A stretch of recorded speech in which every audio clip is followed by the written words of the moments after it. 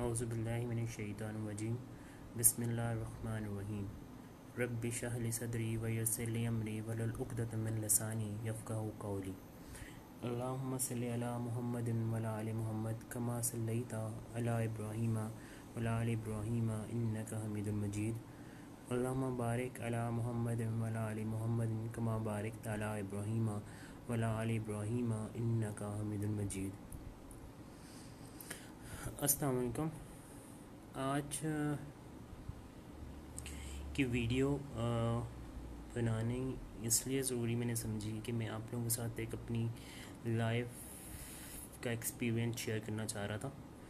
और वो life experience जो है बहुत पहले किसी ने शायद मेरी वीडियो देखी हो तो उसमें भी मैंने बताया था, लेकिन आज का जो वीडियो मैसेज है वो ये है कि आज के जो मैं मैसेज इस वीडियो में मैं आपको दूंगा उसमें आपसे अपने घर की और अपनी तन बीती जिसे कहते हैं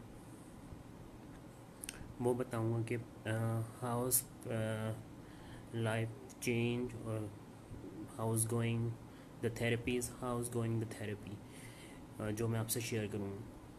तो बात कुछ इस तरह से स्टार्ट में करूँ आप लोगों से कि अगर मैं आपको बताऊं कि आज से 3 साल पहले इसमें दो चीज़ें हैं, दो चीज़ों को मैं आपको अपनी और अपने फादर की और अपने घर की एक स्टोरी आपसे शेयर करूँगा। हुआ कुछ ऐसे था कि आज से 3 साल पहले रमज़ान आने से 1 माह या 1.5 माह पहले मैं एक जगह गया।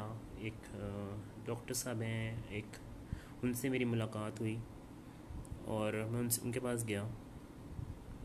जब मैं घर से निकला तो मैं अपने साथ बहुत मेरे अंदर जो भी मेरी ग़लाज़तें और जो भी आप कह दें बुराइयाँ, अपने गंदे कपड़े लेके, सिंपल वर्ड्स में यही तक गंदे कपड़े और अपनी ग़लाज़तों के साथ मैं उनसे मिलने गया।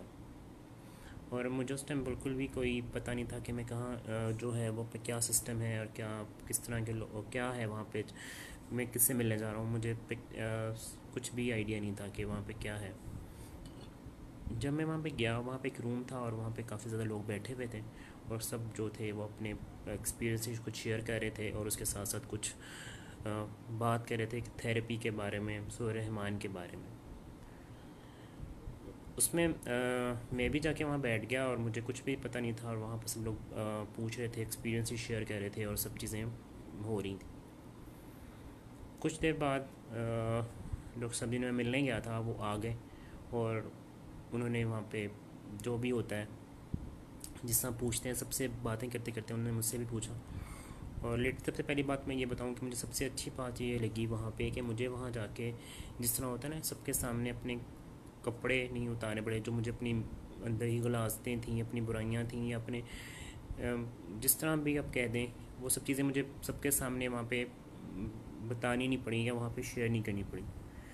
और सबसे अच्छी चीज़ वहाँ पे ये थी कि मुझे नहीं पता कि मैं कोई ऐसी ज़बरदस्त किस्म की लॉन्ड्री में या ऐसी जगह पे आ गया हूँ जहाँ पे आपको कपड़े उतारने की ज़रूरत भी नहीं है, आपको किसी के सामने अपने नंगा होने की ज़रूरत नहीं है, लेकिन उसके सामने जिसके सामने वो कहते हैं कि सरेंडर कर दो, उसके सामने आपको सरेंडर करना पड़ता। और मुझे बिल्कुल आइडिया नहीं था कि मैं ऐसी जगह पर जा रहा हूँ जहाँ पे आपकी धुलाई इतने अच्छे तरीके से और इतने गुड मैनर्स में हो जाती है कि यू डिडंट इमेजिन कि आप को साथ हो क्या समझ इस चीज़ को देखते ही नहीं है कि आपके साथ क्या हो रहा है। मैं वहाँ गया और मुझसे कहा गया कि अपनी आंखें बंद करें और ये दुआ करें, जो भी तरीका मैं आपको आगे जाके वीडियो में एक्सप्लेन भी कर दूँगा। मैंने वैसे जैसे उन्होंने मुझे एक्सप्लेन किया मैंने वैसे ही वो अब आंखें बंद की और थेरेपी या दुआ जो भी आप उसे कहना चाहें वो सब मैंने की। और जैसे ही वो दुआ ख़त्म हुई और मैंने आंखें खोली और पानी पिया और मुझे एकदम ऐसे लगा कि जैसे मैं अभी ही पैदा हूँ या ज़िंदगी में कोई एक नया मोड़ आ जाता है आपकी, या कुछ ऐसी चीज़ जो पहले कभी आपने एक्सपीरियंस नहीं की हुई होती, कोई ऐसी खुशी, जैसे खुशी का वर्ड ज़्यादा बेहतर रहेगा यहाँ पे, कोई ऐसी खुशी जिसे आपने कभी ज़िंदगी में पहले एक्सपीरियंस नहीं किया होता, आप उसको एक्सपीरियंस करते हैं। और वो एक्सपीरियंस ऐसा था कि मुझे बिल्कुल समझ नहीं आया कि मेरे साथ क्या हुआ है।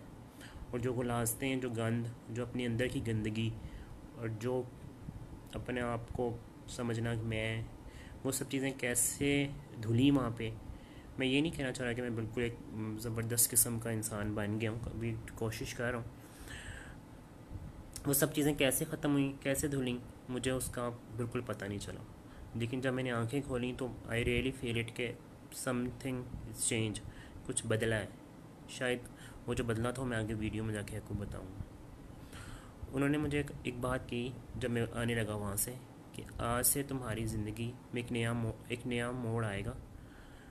मैंने उनकी बात सुनी और आ गया, घर आया। घर आके मैंने सो गया, और सुबह जब मैं उठा और वाकई वो सुबह जो थी मेरे लिए एक बिल्कुल चेंज सुबह थी। शायद ऐसी सुबह और ऐसी पुरसुकून सुबह मैंने अपनी ज़िंदगी में पहली बार एक्सपीरियंस की थी। अगर उससे पहले मैंने इतनी ज़बरदस्त सुबह और इतनी ज़बरदस्त जो थी मॉर्निंग मैंने एक्सपीरियंस नहीं की थी। आफ्टर डैट मैंने जो 7 डेज सोए रहमान, जो आगे जाके मैं आपको एक्सप्लेन करूँगा कैसे सुनी है, कैसे क्या करना होता है, वो मैंने की।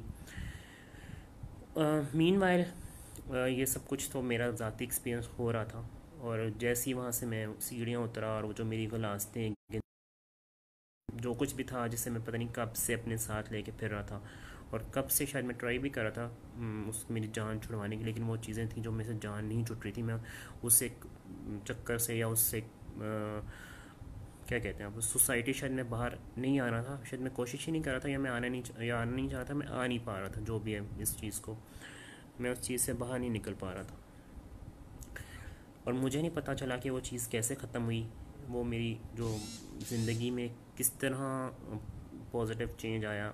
मुझे इस थेरेपी के बाद के एक्सपीरियंस से पता चला कि ऐसे चेंज आया। मीनवाइल कुछ दिनों के बाद ही रमज़ान स्टार्ट होने वाला था, और उस दौरान मेरे फादर के हार्ट डिसीज़, मेरे फादर हार्ट पेशेंट थे। उनको पहले स्टंट डल चुका था, और मेन आर्टरी में उनका स्टंट डला हुआ था, और एक जो उनकी सेकेंड आर्टरी थी उसमें 60+% ब्लॉकेज थी।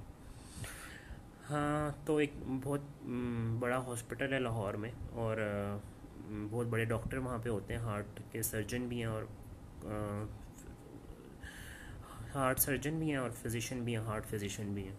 हम उनके पास गए, माशाल्लाह से बहुत ज़बरदस्त तरीके से उन्होंने चेकअप किया सब कुछ, जो भी अपनी साइंस और अपने नॉलेज, जो भी बेस्ट नॉलेज के तहत उन्होंने मेरे फादर को एग्ज़ामिन किया और मेडिसिन दी, और जो भी एंजियोग्राफी हो सब कुछ उन्हें रिकमेंड कर दिया। लेकिन रमज़ान था और फादर का रोज़ा था, उन्होंने कहा नहीं अभी तो मैं एंजियोग्राफी नहीं करवा सकता, दे दें, मैं रमज़ान के बाद आपसे दोबारा आके सब कुछ जो भी है एज़ पर जो भी आप बता रहे हैं उसे हम फॉलो कर लेंगे।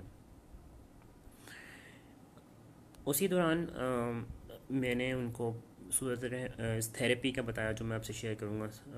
तो वो हम अब्बू ने भी दुआ की, और इस तरह ही जिस तरह पूरे प्रोटोकॉल के साथ जो दुआ का प्रोटोकॉल है उसको फॉलो किया। और 13th रमज़ान, 7th डे उन्होंने सुनी, उस 13th रमज़ान था, तो उन्होंने मैं सहरी के टाइम कहा कि मुझे ऐसे लगता था कि मेरे जो दोनों बाजू हैं वो शदीद किस्म के किसी ने बांधे हुए हैं, और वो बाजू अब लगता है किसी ने खोल दिए, मैं मेरे बाजू आज़ाद हो गए हैं। मैं क्या चीज़ ज़बरदस्त, अच्छा हो गया ये तो। और 2 दिन बाद उन्होंने मुझे कहा कि जो मैं अपने शुगर लेवल्स मोनीटर कर रहा हूँ सहरी अफ्तारी में, जो काफ़ी अरसे से कंट्रोल में नहीं आ रहे थे, अब वो भी कंट्रोल में आ गए हैं। मैं क्या चीज़ ज़बरदस्त हो गया।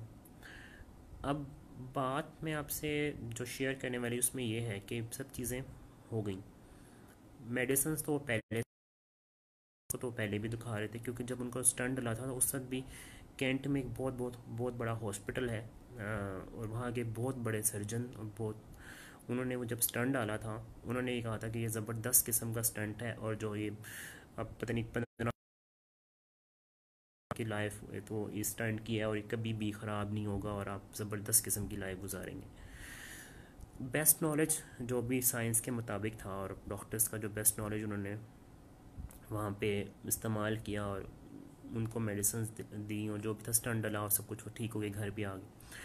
अब बात यह है कि वो क्या चीज़ थी जिसने दूसरे या तीसरे साल में वो स्टंट ने पेन शुरू कर दी, आर्टरी जो थी उसमें दोबारा से दर्द, उनके बाजुओं वगैरह में दर्द स्टार्ट होगी, उनकी कफ़ियत जो थी दोबारा वैसी होगी जैसे उनको स्टंट डलने से पहले थी। तो यहाँ से बात जो है मुझे समझने की मैंने खुद कोशिश की, या समझने की मुझे समझाई गई बात, समझने की मेरी तो इतनी औकात नहीं है कि मैं कोई भी बात समझ सकूं, लेकिन बात ये समझाई गई कि डॉक्टर्स तो वही थे, और मेडिसिन्स भी वही यूज़ कर रहे थे कि हार्ट की काफ़ी मेडिसिन सेम ही होती हैं, कोई ज़्यादा चेंज नहीं होती।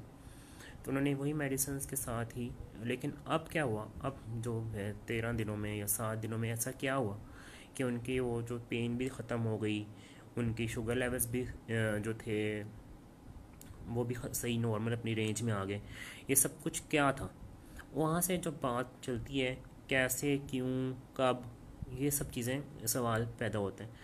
तो बात पे यहाँ से समझाई गई कि जब आपके दिल में, आप अपने दिल को प्योरीफाई, अब हम अपने दिल को जिस भी डॉक्टर के पास जाएं, हम कभी भी दिल से बात करें, दिल का डॉक्टर आपको यही कहेगा कि जो आपके दिल का मसला है तो आप कम कोलेस्ट्रॉल वाली ग़िज़ाएँ खाएं, आप वॉक करें, आप ये सब चीज़ें ऐसी रिकमेंड करेगा। लेकिन असल में मसला पैदा कहाँ होता है? मुझे जो बात समझाई गई वो ये है कि आपके दिल की, जो आपका दिल है उसके लिए बेहतरीन जो खुराक है वो क्या है? आपके दिल में खून जो है वो सर्कुलेट होता है, और खून की गर्दिश, आपके दिल की जो शरियानें होती हैं उसमें दिल की गर्दिश, खून की गर्दिश होती है। उसी खून में जब आप किसी के लिए भी नफ़रत, हत्ता कि अपने लिए भी, खुद के लिए भी आप नफ़रत करते हैं, या किसी के लिए आप नफ़रत करते हैं, बुग़्ज़ रखते हैं, कीना रखते हैं, ये सब चीज़ें वो हैं जो हम फॉर ग्रांटेड ले लेते हैं। किसी को बुरा कहना, किसी के बारे में बुरा सोचना, किसी के चुगली करना, किसी की बुराई करना, ये सब चीज़ें हम बड़े फॉर ग्रांटेड लेते हैं कि अच्छा ये तो जस्ट गॉसिप्स हैं, और जस्ट हम बातचीत कर रहे हैं, इसमें ऐसा तो कुछ नहीं है कि आप को परेशान होने की बात नहीं है। लेकिन असल में परेशानी और हार्ट प्योरीफिकेशन के मामलात में अगर आप देखते हैं तो असल बात यहाँ से स्टार्ट होती है कि जब आप किस अपने दिल में, उसी खून में, अपने सके खूनी रिश्तेदारों से नफ़रत करते हैं, बुग़्ज़ रखते हैं, हसद रखते हैं, कीना रखते हैं, या चलें आप उनके बारे में कुछ भी नहीं रखते हैं, आप अपने आप को ही बहुत ज़्यादा मज़लूम बना लेते हैं कि जी मैं बहुत मज़लूम हूँ और मेरे साथ बहुत जुल्म हो चुके हैं, अपने आप को ही अपने आप पे एक मज़लूमियत का बुत चढ़ा लेते हैं। तो वो ये सब चीज़ें आपके, अब बेज़ाहिर तौर पे तो आपको लगता है कि शायद खाने से या गलत चीज़ें खाने से या कुछ गलत हैबिट से आपके दिल का मसला हुआ है, या आपके गुर्दे ख़राब हो गए हैं, या आपका कोई भी बीमारी हो गई है, खुदा न खास्ता किसी को कैंसर हो गया है, किसी को हार्ट अटैक्स हो गए हैं, कुछ भी हो गए हैं, लेकिन असल में इसकी जो जड़ है वो उस तक हम पहुंचना नहीं चाहते, या हम पहुंचते नहीं हैं। तो वही बात समझाई गई कि जब आपके दिल में से सबके लिए नफ़रत, कीना, बुग़्ज़, हसद, अपने लिए भी मज़लूमियत के बुत ख़त्म हो गए, आपने अपने आप को भी माफ़ कर दिया, सरेंडर कर दिया। असल में कहानी सारी सरेंडर की है। जब तक आप ख़ुद को सरेंडर नहीं करते, सरेंडर आपने किसी इंसान के सामने नहीं करना होता, सरेंडर आपने उसके सामने करना होता है जिसने आपको बना के इस दुनिया में भेजा है, अपना नायब बना के भेजा है, लेकिन आप उसके सामने ही अकड़ रहे होते हैं। आप अपने आप को, जिसने आपने अपने आप को ही मज़लूम बना के उसके सामने कह रहे होते हैं कि मैं बहुत मज़लूम हूँ और दुनिया सारी ज़ालिम है, और उसको, उसके बंदों को ही उसके सामने उसकी कचहरी में खड़ा करके उन पे खुद ही से मुकदमे लड़ रहे होते हैं, और सब पे झूठे सच्चे जो भी इल्ज़ामात लगा के अगले बंदों की आप ऐसी तैसी फेर रहे होते हैं। वो सब चीज़ें आपके जब करते रहते हैं आप, वो नफ़रत, वही हसद, वही कीना, वही बुग़्ज़, वही नफ़रत आपके सामने, आपके दिल के अंदर ही प्रॉब्लम पैदा करती है, वही आपकी आर्टरीज़ में जाके ब्लॉकेज बनाते हैं, वही आपकी जो है ज़िंदगी में मुख्तलिफ़ मसाइल पैदा करते हैं। अब उससे आगे चलते हैं। कुछ अरसे बाद हम अपनी जो है ना डॉक्टरी में या साइंस में पढ़ जाते हैं। अच्छा, मेरे इस वीडियो बनाने का बिल्कुल ये मकसद नहीं है कि आप मेडिसिन ना यूज़ करें, या आप डॉक्टर्स के पास ना जाएं, या आप किसी भी अपना इलाज ना कराएं। आप सब कुछ करें, लेकिन उसके साथ साथ असल जो आपका असल की तरफ रिटर्न जा रहे हैं ना, वापसी असल की तरफ वापस जाने के लिए जो है वो आप ज़रूर कोशिश करें कि आप अपने आप को अपने आप को उसके साथ ज़रूर जोड़ें जिसने आपको दुनिया में बना के भेजा है।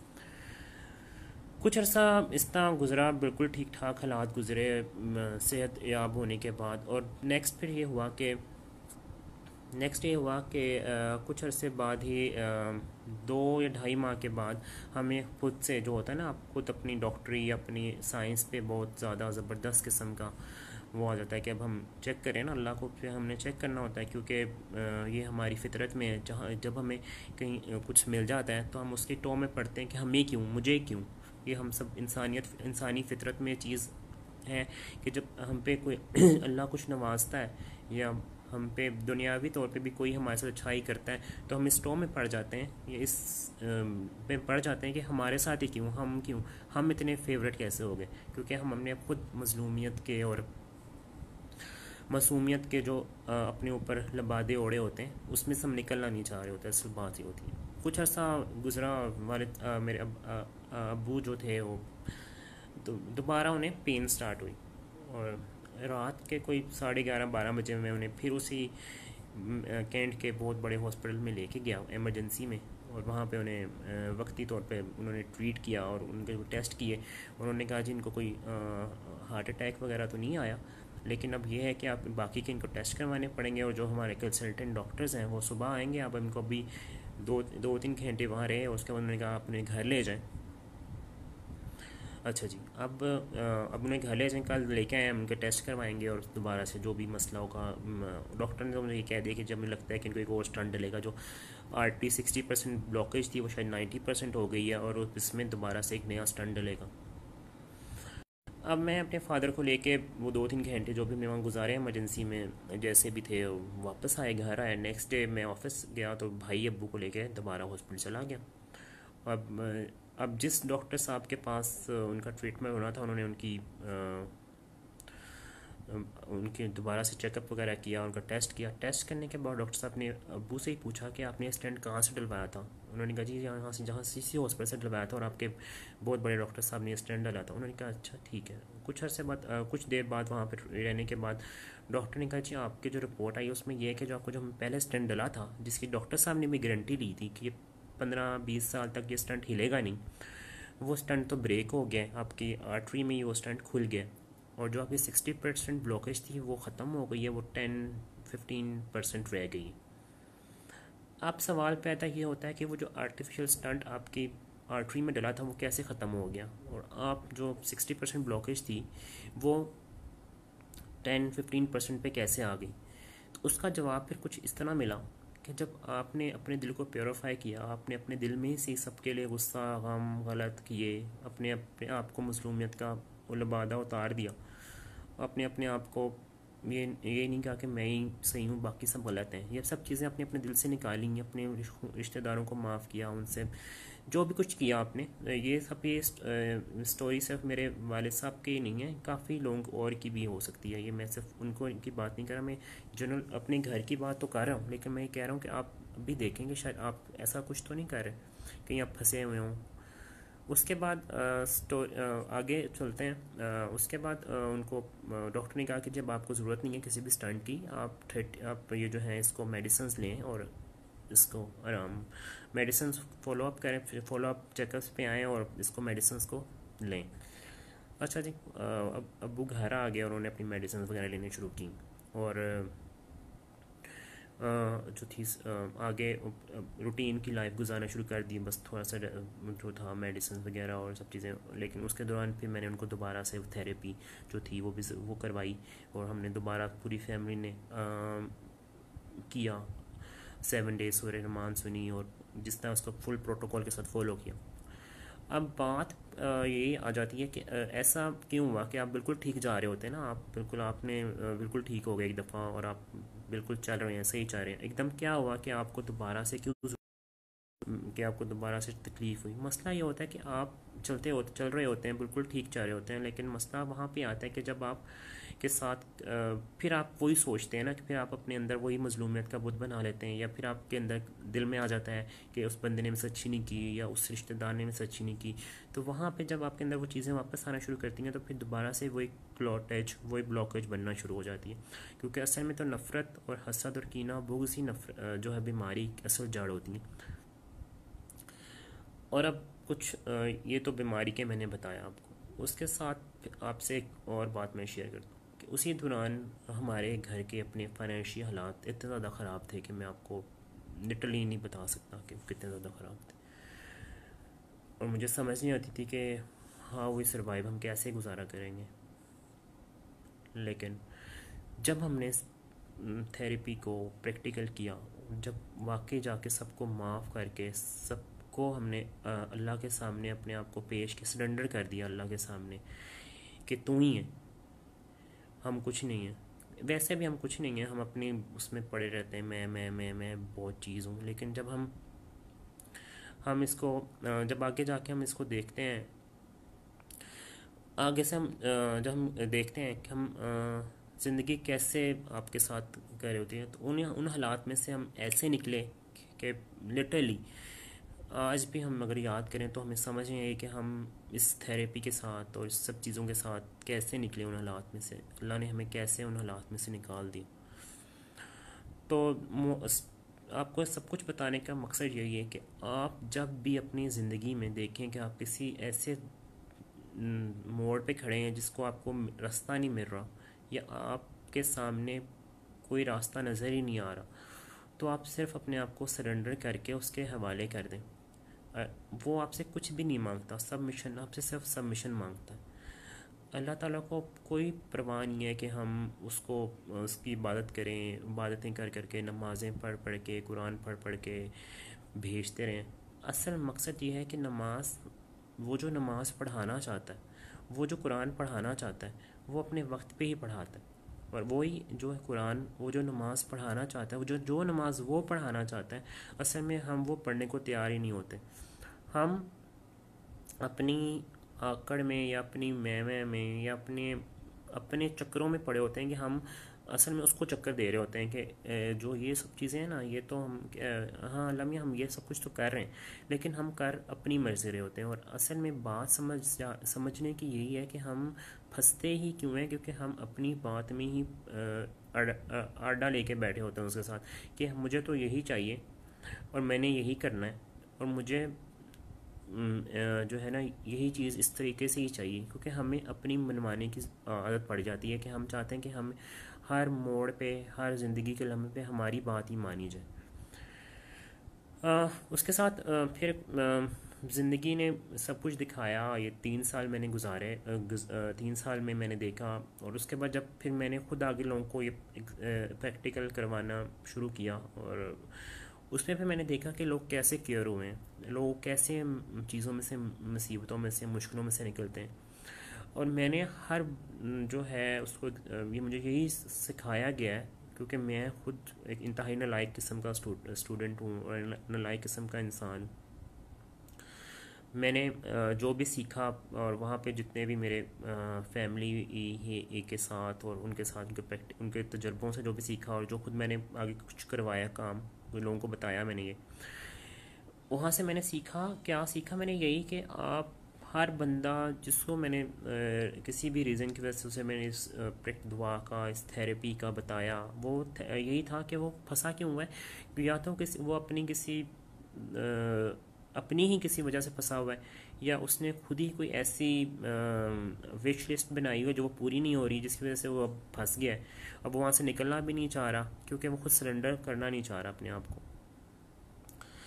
और मैंने अपनी फैमिली में करवाया लोगों को, लेकिन मसला फिर वही होता है कि इस प्रैक्टिकल में, इस दुआ में भी उसकी रज़ा, उसकी रज़ामंदी, कि उसने जब आपको जिस हालात में ये दुआ, ये थेरेपी करानी है, वो ही जानता है। इसमें मेरा या आपका किसी का कोई किरदार ही नहीं है, क्योंकि इसमें किरदार मैटर्स नहीं करते। डॉक्टर साहब कहते हैं कि इसमें किरदार मैटर नहीं करते। आप अपनी मर्ज़ी से किसी को दुआ नहीं करा सकते, क्योंकि मेरे अपने सेल्फ एक्सपीरियंस से ये बात साबित हुई है कि मैंने बहुत से ऐसे लोगों को दुआ कराना चाहिए जो मेरे बहुत ज़्यादा नज़दीक थे, या जो मेरे से बहुत, मैं जिनको चाहता था कि इनको ये दुआ करवा दूँ, लेकिन उनको मैं दुआ नहीं करवा सका। और कुछ ऐसे लोग थे जो कहीं से भी आए, उन्होंने सिर्फ यही पता करना था कि हमें लाहौर में किसी अच्छे हॉस्पिटल का बता दें, और उसने वो दुआ की, और वो उसे शायद वो 7 दिन में, क्या उसी लम्हे वो बिल्कुल ठीक हो गया, अपनी ज़िंदगी गुजार। मैं आपसे एक और एक्सपीरियंस शेयर करना चाह रहा हूँ कि अभी लास्ट 1.5 माह पहले का एक हमारे जानने वाले थे, सियालकोट में रहते हैं, कैंसर के लास्ट स्टेज के पेशेंट थे वो। उन्होंने मेरे फादर को फ़ोन किया जस्ट फॉर हॉस्पिटल, के वो किसी हॉस्पिटल का पता करना चाह रहे थे कि लाहौर में, क्योंकि लॉकडाउन था, कि वो पता करवा दें कि वो हॉस्पिटल खुला है, वहाँ पे डॉक्टर्स जो हैं वो एग्जामिन करते हैं या नहीं करते। अच्छा, मेरे फादर ने उन्हें बताया कि आप डॉक्टर के पास जाना चाहते हैं तो आप ज़रूर जाएं, लेकिन मैं आपको एक थेरेपी बताता हूँ, आप एक दुआ है वो आप कर लें। अब देखें किस तरह अल्लाह ताला ने उनकी किस्मत में या उनके नसीबे में वो दुआ लिखी हुई थी। उनके उनके वो मैसेज उन तक पहुंचना था और वो उनका फ़ोन आया और फिर उनको उस पूरा जो प्रैक्टिकल था वो मैसेज करवाया, और विद इन 7 डेज़ उन्होंने अपने अंदर इतनी इम्प्रूवमेंट देखी कि वही डॉक्टर जो उनको कह रहे थे कि आपका लास्ट स्टेज है, बस आप घर में आराम करें, अब इससे ज़्यादा कुछ नहीं है, वही डॉक्टर कह रहे थे कि आप बिल्कुल ठीक हैं, आपको कुछ नहीं है, आपकी रिपोर्ट्स बिल्कुल ठीक है, आपको किसी किस्म की केमोथेरेपी और किसी किस्म की आपको ऑपरेशन की ज़रूरत नहीं है। तो ये कैसे चेंज आता है आपकी ज़िंदगी में, बदलाव आता कैसे है? ये जो मैंने कैप्शन लगाई हुई है कि आपका दिल बदलता कैसे है। दिल बदलने के लिए उसने तो आपको एक पाथ दे दिया, एक रास्ता दे दिया है कि आप इस रास्ते पे चलें तो आपका दिल पलट जाएगा, लेकिन हम अपने दिल पे खुद ही मोहरें लगा के बैठे हुए हैं। हमने अपने दिल को के अंदर ही हसद, कीना, नफ़रत, बुग़्ज़, इस तरह की दीवारें बनाई हुई हैं कि हम अपना दिल पलटाना ही नहीं चाहते, हम उसकी तरफ रुजू करना ही नहीं चाहते। असल में मसला ये है कि हम खुद उसकी तरफ जाना नहीं चाहते। वो तो पुकार रहा होता है कि मेरी तरफ आओ, मेरी तरफ आओ, लेकिन हम खुद ही उसकी तरफ जाना नहीं चाहते हैं। उसकी वजह यह है कि हम अपने खुद साख्ता स्टैंडर्ड्स बना के बैठे हुए, जिसकी वजह से हम फंसे होते हैं और उससे हम निकलना ही नहीं चाहते। एक दफ़ा प्यार के साथ जब आप उसकी तरफ जाते हैं, वो आपको अपनी बाहों में ले लेता है और आपको लेके झूमता है कि मेरा बंदा आ गया है। आप खुद सोचें, हमारे नबी सल्लल्लाहु अलैहि वसल्लम जो अपनी उम्मत के लिए आखिरी वक्त तक दुआ करके गए हैं, हर वक्त उम्मती उम्मती उम्मती करते थे और आखिरी वक्त में भी उम्मती उम्मती उम्मती करते थे। उनकी उम्मत पे ये सब कुछ, ये ज़वाल, ये परेशानियां आ सकती हैं? बिल्कुल भी नहीं आ सकती। ये परेशानियां, ये मुसीबतें, ये सब चीज़ें हमारी अपनी पाली हुई हैं, और हम खुद जो हैं अपने इन स्टैंडर्ड्स और अपने इस तरह की चीज़ों से बाहर निकलना ही नहीं चाहते। हम उनकी उम्मत बनना ही नहीं चाहते। असल में मसला ये है कि हम उनकी, कहने पे तो हम उम्मती हैं, कहने पे तो हम ऊंची ऊंची या रसूलुल्लाह के नारे लगाने वाले हैं, लेकिन अगर हम अपने अंदर जाएं, अपने गिरेबान के अंदर झांकें, तो मुझ समेत कोई भी एक ऐसा बंदा नहीं है जो अपने अलहदा से स्टैंडर्ड्स बना के और जो एक हमें फॉलो करने के लिए कहा गया है, हम उनको फॉलो करना ही नहीं चाहते। आज भी हम ज़बरदस्ती अपना हक जो है किसी से का हक पे डाका मारने को बड़ा समझते हैं। आज मैं किसी से ये बात कहना बड़ा खुशी से कहूँगा, यार हाँ मेरा भाई ये है ना, या मेरे फादर ये है ना, पोस्ट पे बैठे हुए ना, देखा मेरा काम हो गया। ये तो बड़ा आम सी मिसाल है, ये कहना कि अच्छा वहाँ पे यार मैंने एक फ़ोन कराया मेरा काम हो गया, या मैंने ये सब चीज़ें वो हैं जो हमने खुद साख्ता अपने पे मसलत कर ली हैं, जिसकी वजह से हम वहाँ फंसे हैं। लास्ट में बस मैं यही करना चाहूँगा आपको, तो एक्सपीरियंस, प्रैक्टिकल एक्सपीरियंस आप करें। मैं आपको थेरेपी बताता हूँ सूरह रहमान कारी अब्दुल बासित की आवाज़ में, आप सुने। 7 डेज़ की थेरेपी है और आप इसको बड़े आराम के साथ 7 डेज़ करें। आपकी ज़िंदगी में कोई भी मसला है, आपको फाइनेंशियल क्राइसिस है, आप किसी बीमारी में, या आपके पे जादू टूना, बंदिश, जिन, भूत, कुछ भी आप समझते हैं आपके साथ मामला है, आप सिर्फ बड़े प्यार के साथ उसके सामने अपने आप को सरेंडर कर दें। सरेंडर करना शर्त है। जिस तरह आप किसी भी दवाई के प्रोटोकॉल्स होते हैं, तो इसमें भी सबसे प्रोटोकॉल सरेंडर है। अपने आप को उसके सामने सरेंडर कर दें और पेश कर दें। और पेश करने का तरीका ये है कि आप अपनी सारी ख्वाहिशात, अपनी सारी नफ़रतें, हसद, कीना, बुग़्ज़ सब लेके उसके सामने जाएं और उसे कहें, अल्लाह ये मेरे अपने अंदर से सारी गंदगी, अपनी नफ़रतें, हसद, कीना निकाल के ये रख दिए, और उस जितने भी आपको शिकवे गिले हैं सबको भुला दें, अपने दिल में जाएं। इसका तरीका ये है कि दुआ करने का तरीका ये होता है कि आपने अपने दिल की तरफ, जब अपने दिल में जाना है और बड़े प्यार के साथ अपने दिल में अपनी पूरा ध्यान अपने दिल की तरफ करना है। उस दिल की तरफ ध्यान करके आपने अब देखना है कि आपके दिल में किसी के लिए भी जो नफ़रत, हसद, कीना, बुग़्ज़ कुछ भी है, किसी के लिए कुछ बैड थॉट्स कुछ भी आपके दिल में किसी के लिए है, वो सब को निकालें और उसको अपने दिल को पाक करें, क्योंकि आपने जिस आला ज़ात को अपने दिल में बुलाना है वो अल्लाह है, और अल्लाह को गंदगी पसंद नहीं है। अल्लाह सब साफ़ जगह पे ही आएगा। जब आपका दिल साफ़ होगा तो अल्लाह ऑटोमेटिकली आपके दिल में आ जाएगा।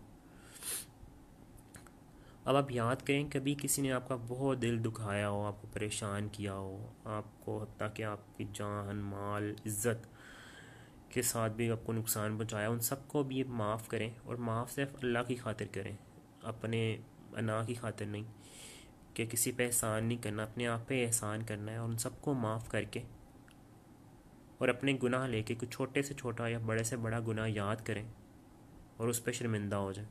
शर्मिंदगी ही तौबा होती है।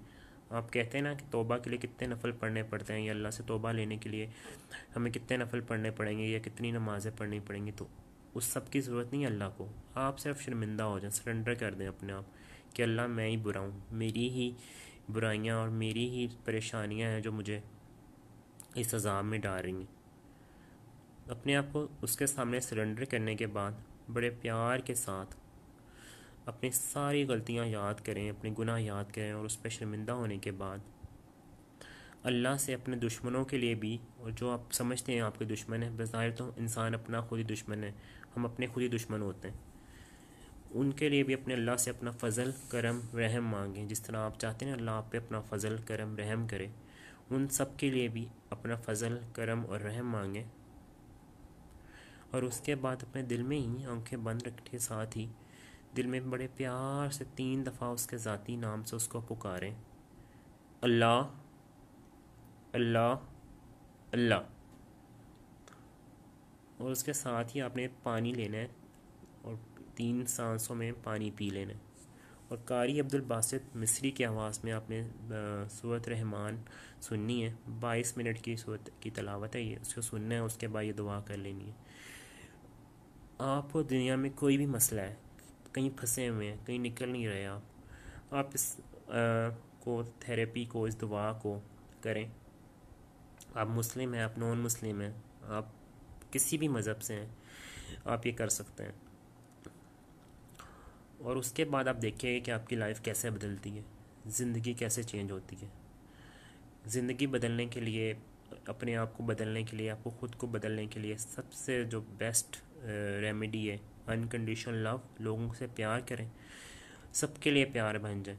आपको कोई बुरा भी कहता है या आपके साथ कोई ज़्यादती भी करता है तो उसको भी दुआ दे दें। अपने नबी की सुन्नत को पूरी करें ना, सुन्नत हजूर की सुन्नत को जगाएं। जैसा कहते हैं ना, अपने नबी की सुन्नतों को उजागर करें। तो सब उनकी ये सुन्नत है कि अपने दुश्मनों को भी, जो उनको पत्थर मारते थे उनको भी वो दुआ देते थे, तो आप उनकी सुन्नत पे अमल करें। आप अपने दुश्मनों को भी दुआ दें। कहने को तो आप बड़ा मुश्किल आसान लगता है कि, लेकिन प्रैक्टिकल जब करेंगे तो आपको चीज़ें आप पे खुलना शुरू हो जाएंगी, आपको चीज़ें समझ आना शुरू हो जाएंगी। तो आप सबसे पहले यही मैंने आज बातें शेयर करनी थी, अपने लाइफ के ज़ाती एक्सपीरियंस शेयर करना था अपने फादर का, और अपनी पूरी मैंने अपने घर की स्टोरी आपको सुनाई। और उसके बाद मैंने कुछ और भी आपसे जिक्र किया। अगर इसमें किसी को कुछ बुरा लगा हो या कुछ मैंने गलत बोल दिया हो तो पहले से मैं आपसे सॉरी कर लेता हूँ। और बस अपना ख्याल रखें और थेरेपी को आगे करें और आगे लोगों को बताएं, क्योंकि इसमें जितना आप आगे लोगों को खुद बताएंगे, इस पे आपको सेल्फ एक्सपीरियंस करते जाएंगे तो आपके लिए इसमें बहुत चीज़ें आपको खुद भी अब समझ आती जाएगी। जज़ाकल्लाह, अपना ख्याल रखिएगा। अल्लाह हाफ़िज़।